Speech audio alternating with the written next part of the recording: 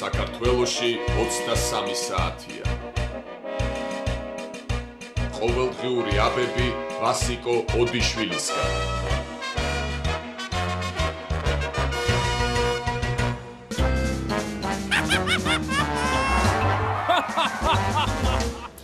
მამუკა კაციდაძე ითვლის 1 მილიონს. 999,997, 999,998, 999,999. ძირს სააკაშვილის რეჟიმი, ძირს ტირანი ხელისუფლება, ყველანი შევიკრიბოთ რუსთაველზე. დღესვე ძირს მაღალი.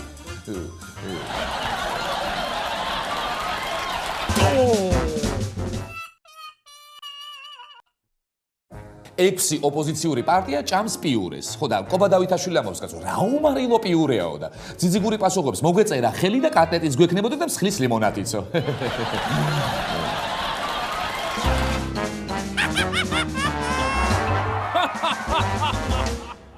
საღამო მშვიდობისა თქვენს ტელეკუთებში ყოველდღიური გადაცემა ყოველდღიური აბები ვასიკო ოდიშვილისგან და მე ამ გადაცემის სამყარო ვასიკო ოდიშვილი გაახლავართ. ნაციონალურმა მოძრაობამ რვიანს შეთავაზება გაუკეთა და რვიანის ზოგიერთი წევრი მომხიბვლელი შეთავაზებით დაითანხმა. ჩვენ ვთავაზობდით პარლამენტის პროპორციულ მაჟორიტარული პრინციპით დაკომპლექტების სისტემას 150-ზე. მათ შემოგთავაზეს 107-83-ზე. ცხადია ეს უარესია ჩვენ შეთავაზებებზე, მაგრამ რა თქმა უნდა ბევრჯერ ჯობს და ბევრად ჯობს დღეს არსებულ სისტემას. კი ბატონო, ეგ შემოთავაზება ნამდვილად ჯობს იმ რეალობას, რაც დღეს არის და თქვენც ამიტომ დათანხმდით. თუმცა მაყურებელს უნდა უთხრა, რა იყო სინამდვილეში. ხელისუფლებამ რვიანს შესთავაზა, ან ჩვენ შემოთავაზებას მიიღეთ, ან არა და რაც მოგივათ საკუთარ თავს დააბრალეთო. ხო და რვიანიც ჩაფიქრა. იფიქრეს და ბოლოს მამუკა კაციდაძემ გადაწყვიტა. თავად გაეწირა თავი. ხო და ბატონო მამუკა ამის შემდეგ დღეს თქვენ ჩემს თვალში მამუკა თავდადებული ხართ. წახვედით უდიდეს მსხვერპლზე თავი შეწირეთ ნაციონალურ მოძრაობას და ამით შედარებით გაუმჯობესებული საარჩევნო გარემოც უზრუნველყავით.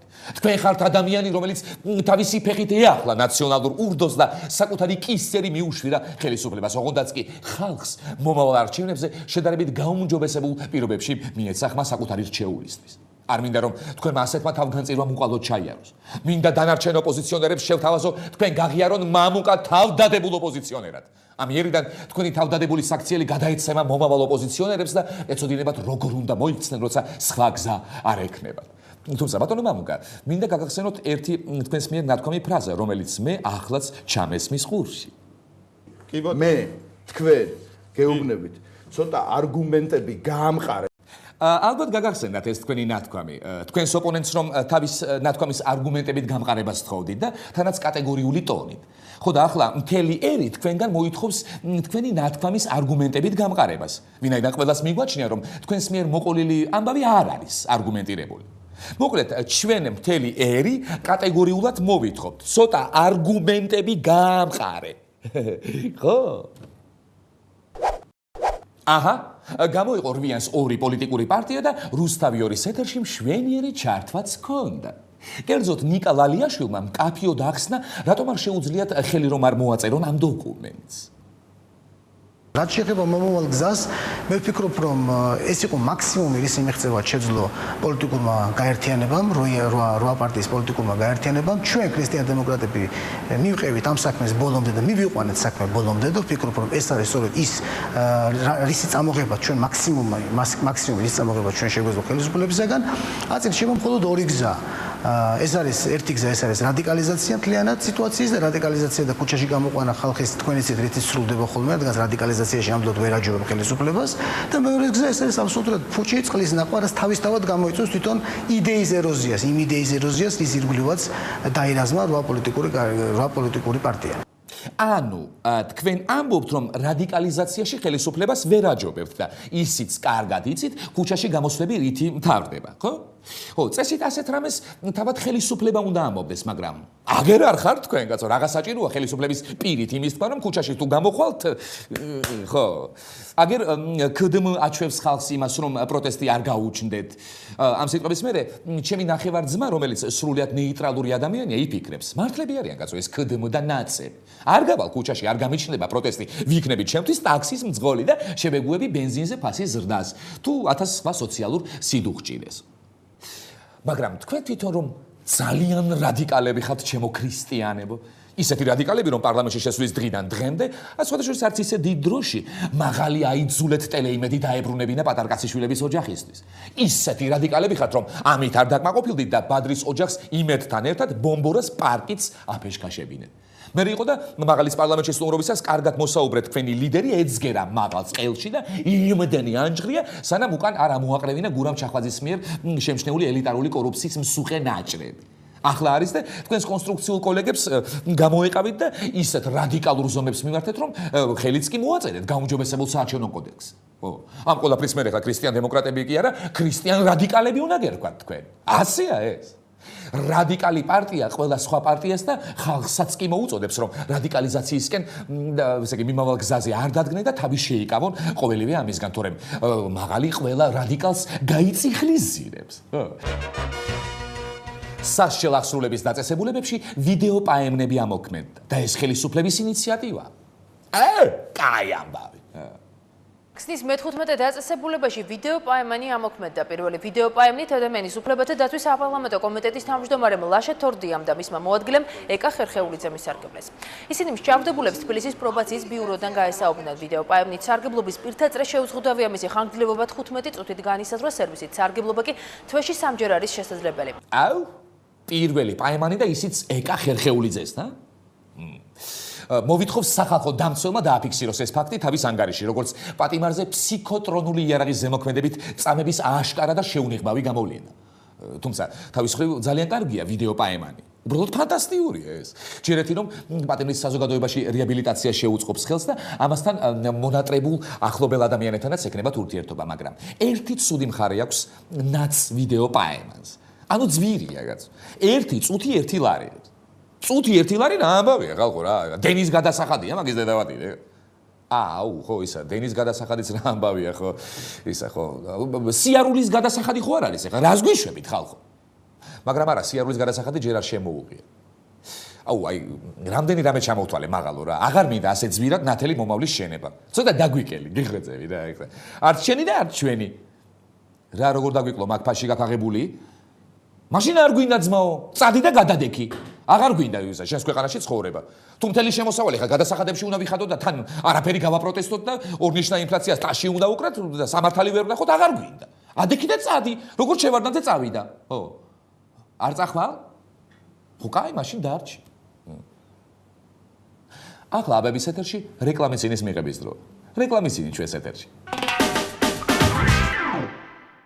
უკვე გაექვსიანებულია, მაგრამ ისევ რვიანობს. ის არ დაიშალა. მას არ შესდგომია წყალი. იგი ისევ ბრძოლის უნარიანია და ხალხის ბედზე ზრუნავს. ისევ ასე ამბობს 6-ვე, ხოლო 2 კის დუმს.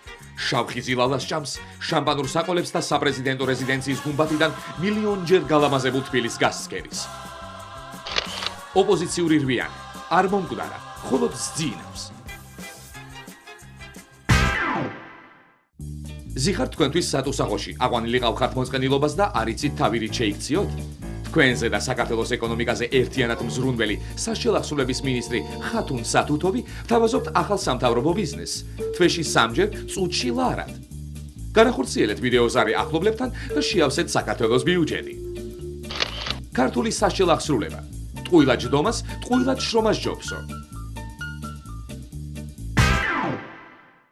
კიდევ ერთი news channel-ი დაინტერესდა საქართველოში მიმდინარე პროცესებით და გადაწყვიტა რომ მთელი ერთი კვირის განმავლობაში თავისი ეთერი დაუთმოს საქართველოს.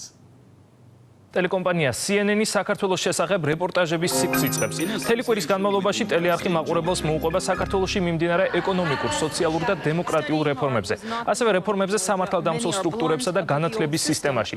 სიუჟეტების ციკლის მოსამზადებლად გადამღები ჯგუფი საქართველოში 1 თვის განმავლობაში იმყოფებოდა.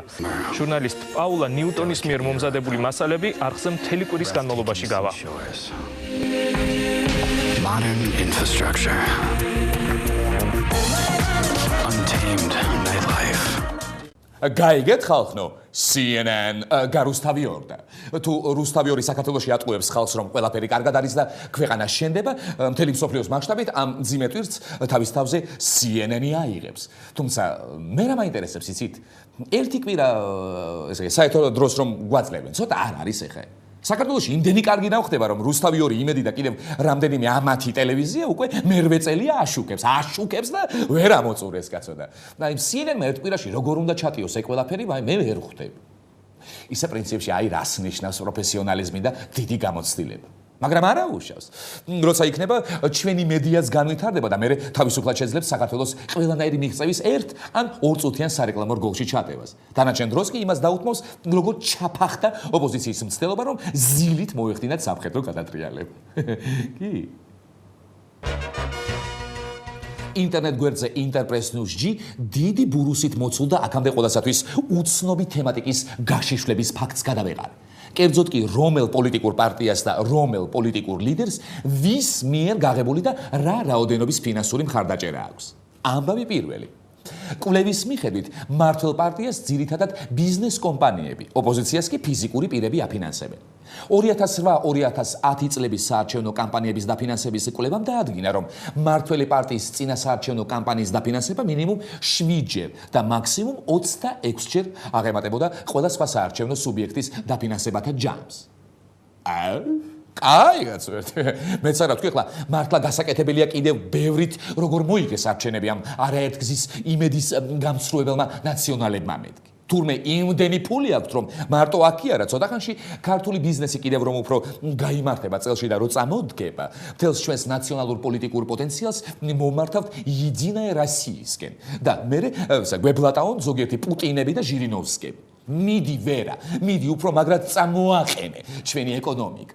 მერე ჩემო სოსოთოფურიძე უფრო კარგად გაფრთხენი ვერონიკას მიერ წამოყენებული ნაციონალური ბიზნესები. მოუგროვოთ გაჭირებულ ნაციონალებს ფული, შეუშვათ რუსეთის დუმაში და მაგრამ ბოლომდე ჩავხადოთ ჩვენს მტრებს, ის ომის დროს გორში მოპარული შარლები.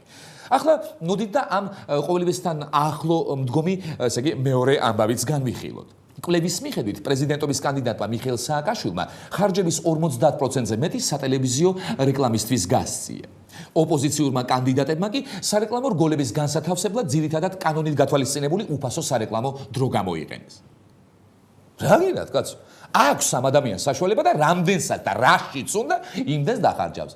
კაცი 800 მილიონიან სასახლეში ცხოვრობს, 200 მილიონი თვითფრინავი დაფრინავს, 1.5 მილიონიან მასაჟს იკეთებს და ეხლა თქვენ კიდევ ვიღაც გაძვალტყავებულ ოპონენტებს მიდარებთ ეხლა მაგალს. მართლა სულ დავკარგეთ რა კაცო. სინდისიც, ნამუსიც და ობიექტურობაც. ჩვენს მიერ გაღებულ რამდენიმე 10 მილიონზე როგორ დავდევთ ამ სიმაღლეკაც ჩემთვის გაურკვეველი. ჩვენ საერთოდ ვინ გვეკითხება? ადამიანი წვალობს თავისი ხალხისა და ბიზნესმენების კისრიდან იღებს საცოდავ მილიარდებს და მე ამ თავისი ფულის ხარჯვაც ახლა ჩვენ გავუკონტროლოთ კიდე?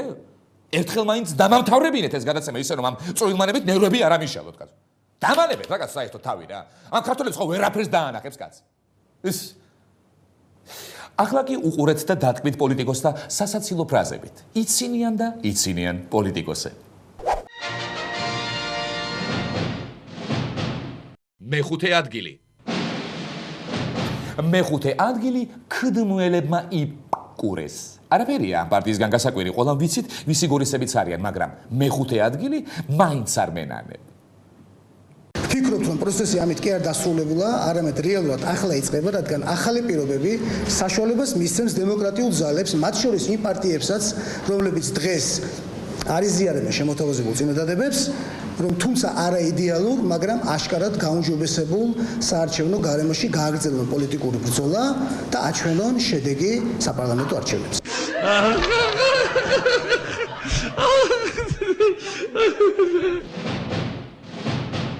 მეოთხე ადგილი. მეოთხე ადგილი დირექტორის სისხლის მოყვარულ დიმიტრი სერგო. ჩვენ ისეთი ministrები ყავს, რასაც მაღალი იტყვის, უმალ იმეორებენ და დიმასაც უნდა რომ მშივრები გაგვაბედნიეროს.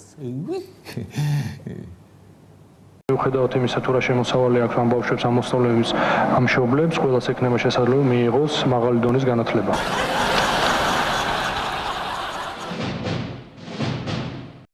მესამე ადგილი. მესამე ადგილი ჩვენ თვითონის ახალ გამოჩეკილ წევრს ერგო. არა უშავს, ახალგაზრდა ბიჭია, გაიზრდება და დაკაცდება. მივაღწიეთ საკმაოდ მნიშვნელოვან შეთანხმებებს, მე მინდა აღვნიშნო, რომ ძალიან მნიშვნელოვანია რამოდენიმე მონიტორინგის ჯგუფის შექმნა, რომელიც გააკონტროლებს როგორც საარჩევნო სიებს, ისევე ადმინისტრაციული რესურსის გამოყენებას და რაც ყველაზე უფრო მნიშვნელოვანია, მე მინდა აღვნიშნო, რომ ხელისუფლების სურვილი რომ ჩაატაროს უკეთესი არჩევნები.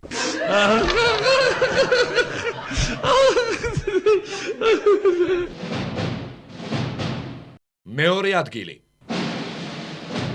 მეორე ადგილზე კვლავ ლეიბები და კვლავ ჩვეული სტილი. აცო რით ვეღარ დააპატიმრეს ეს ჩემი მაღალი ამ ჩემმა ლეიბებმა, ჰა? კიდევ ერთხელ მიმართავთ ჰააგის ტრიბუნალს, იმედია როგორც საქართველოში, მათთანაც საქმის განხილვა არ წარმოებს შერჩევით და არ არის დამოკიდებული ამერიკისგან წამოსულ დირექტივებზე. საკმარისი მტკიცებულებებია იმისთვის, რომ ლიბიის როგორც ლიბიის ლიდერზე სააკაშვილეს დაუყოვნებელ მოხდეს საქმის აღძრვა.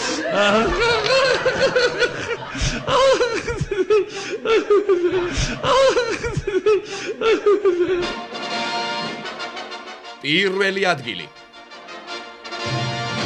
და პირველი ადგილი თავდადებულ მამუკა კაციტაძეს ერგ. უშ, მიდი მამუკ, მიდი დაგვიბრუნე რწმენა და იმედი, მიდი მამუკ. ახალი მემარჯვენეები, ღიად ვაცხადებთ, რომ ვიღებთ ხელისუფლების წინადადებას და ყველაფერს გავაკეთებთ იმისათვის, რომ შემოთავაზებული ცვლილებები ზედმიწევნით აისახოს საარჩევნო კანონმდებლობაში. ეს არის პირველი, მაგრამ სერიოზული ნაბიჯი საარჩევნო კოდექსის კომპლექსური ცვლილებების გზით საქართველოში საზოგადოებას დაუბრუნოთ რწმენა არჩევნებისადმი და შეიქმნას პირობები თავისუფალი და სამართლიანი არჩევნების ჩატარებისათვის.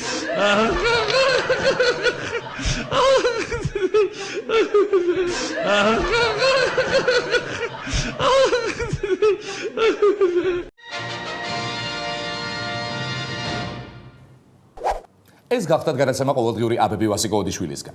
ნუ მიიღებთ სხვა აბებს.